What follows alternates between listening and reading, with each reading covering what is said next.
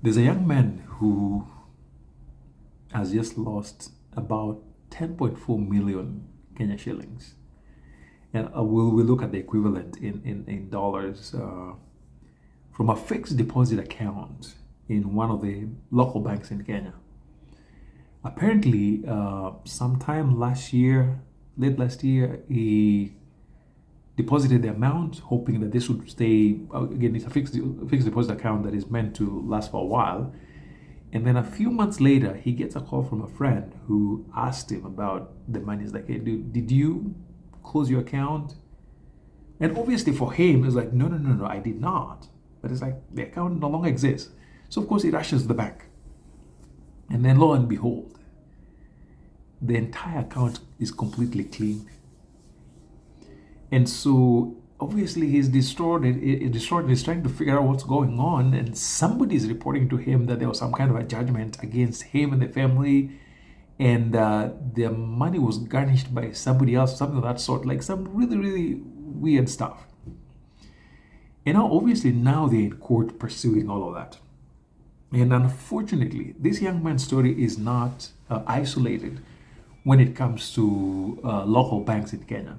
There are thousands of Kenyans who have lost money and continue to lose money that is kept in bank accounts. So I want to talk with you about 11 ways in which they can clean you out when you open up a bank account in Kenya.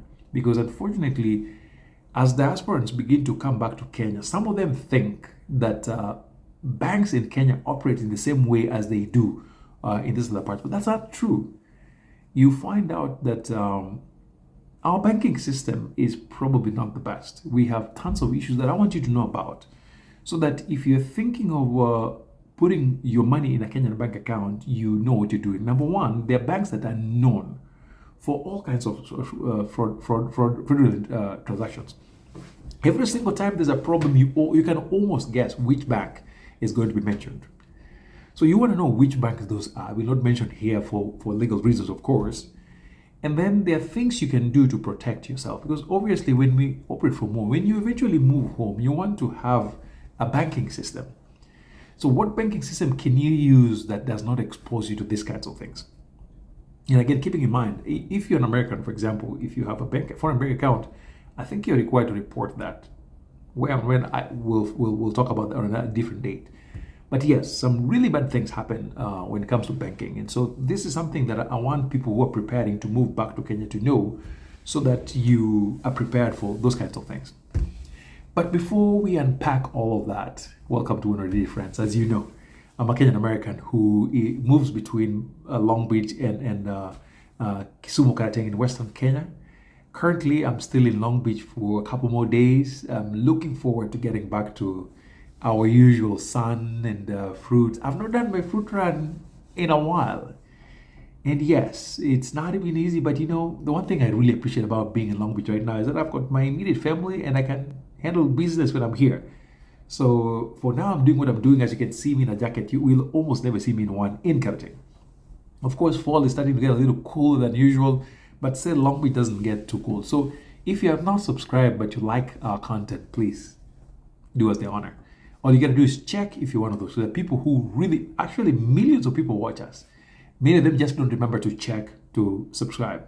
So do that. And if you need help with returning to Kenya, we help with construction, finding architects, contractors, interior designers, and things like that. My number is right here. You need help, just email me. I'm happy to make the connections between you and the appropriate professional who can sort you out. So anyway, friends, let's continue with our conversation about banking in Kenya. As I said, people end up losing money. Sometimes we lose money out of mistakes that we make, but sometimes we lose money out of things that are beyond our control, especially when it is insider schemes that have nothing to do with you. Just basically bank employees who are rogue, and you'll find plenty of those. So I'm going to walk you through about 11 ways that you would do this. So hopefully you'll be aware and you'll at least do something. But overall, even where I am, I've been home long enough, but I'm still very cautious about putting money in Kenyan bank accounts, regardless. Especially when you're talking serious money. Whatever serious money means to you, I'm very cautious about putting significant amount of money in a Kenyan bank account because again, you just never know. Those systems don't work in the same way they do out here in diaspora. So the first common way that they steal money from you is what they call social engineering, where you get a call from somebody who claims it's from the bank. And they do this, by the way, this kind of fraudulent schemes are not just a Kenyan thing. Even in the US, even out here in diaspora, there's a ton of fraudulent bank stuff that happen. And oftentimes it's people from some places that I will not mention. But yes, don't think this is a Kenyan thing. It happens all over the world, but I want to give you the Kenyan version so that you're aware. So with social engineering, somebody calls you and they say, oh, I'm from Safaricom, which is one of the largest mobile phone providers. Or I'm from so-and-so bank, and I get those calls all the time. And of course, if you've been out here long enough, you know never to give your personal details when somebody calls you and all that. So you don't. As long as they get your information, or they can actually even send you a link asking you to click on it so you can punch in numbers. Don't do that. That's a very common thing. So people who are older or people who are new may not know how good these kids are. Now, sometimes they actually send phishing websites or apps that look very legit. You actually think it's your bank. But the moment you click on that thing, you're done. You're done. Because unfortunately, and I'm not saying the fraudsters are Kenyan. There are many of those that are not Kenyans. Foreigners living in Kenya or foreigners operating from other countries. Especially, I know there are like fraud farms somewhere in Asia, some of these Asian countries, that target banks all over the world. So the fraudsters are not necessarily Kenyan, but they could be Kenyan. So phishing is very common. They send you a link. Never click on a link on anything, even if it comes from a person you know. Like, let's say, for example, you and I have been communicating, and then I send you a link. If my WhatsApp is stolen, whoever stolen it can still do that. So you think the link is coming from me, who you know and trust, only to realize that the link came from somebody. And that's why, even when clients reach out to me, if they send me things that require downloading or links, I never do. So never ever click on links or anything that requires downloading. Now, the worst bit of all of this is insider collusion, where you find people who work for banks who have access to pretty much every detail about you will work with people from outside the bank to really clean you out. This actually happened to a young man who spoke with me not too long ago. He comes from he lives somewhere in the Midwest, and he had at least 2 million in his account. He's one of the local banks. And like many of us in diaspora, we don't check our bank accounts like every 2 minutes. So he had not checked in a while. The next thing he knew, his entire bank account was cleaned out. And unfortunately for this young man, he's unable to travel to Kenya right now. And so there's nothing as terrible as trying to fight the systems in Kenya from outside Kenya. It doesn't matter how much money you have. It's very difficult. And so very terrible bank employees collude, share information. And if it's a bank account that is not being monitored, especially for people who live in diaspora and wire money bit by bit and don't check, because I can see there's money moving one way, it's just piling up and there's nobody using it. They can collaborate and steal your money. So you want to be careful. I don't know how you can be careful with that, but the most important thing is find out which banks tend to have these kinds of issues. And then the one that is still there but is less common is ATM skimming, where they put like skimming devices where if you insert your ATM, then they'll take your information. For the most part, that's becoming less of an issue because a lot of banks now do the chip, so that you don't run your bank through those your bank card through those skimming devices. And then of course beyond that, then you have issues of fake investments, where they come in and those guys are very smooth, that they are going to help you invest and do what all they need you to do is to pay some minimal amount, and then in the process you may end up giving them some of your personal details. Once they get that minimum amount, they take off and they recreate your identity and you're done. Which brings me to the next one, which is identity theft. Everywhere you go in Kenya, in most places, they will always ask you, if you're driving in, they fill in like your license plate, you give them a copy of your ID, your phone number, you fill out.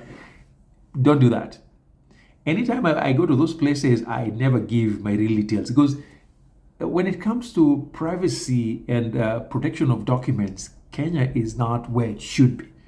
And so when you go to like a mall or some kind of office and they're asking you to fill in all that, you don't know who has access to that data, what they're going to do with it. So unless I really have no choice, I rarely give my correct details. So in fact, sometimes I even switch numbers. I just write random numbers that if you ask me 2 minutes later, I have no idea.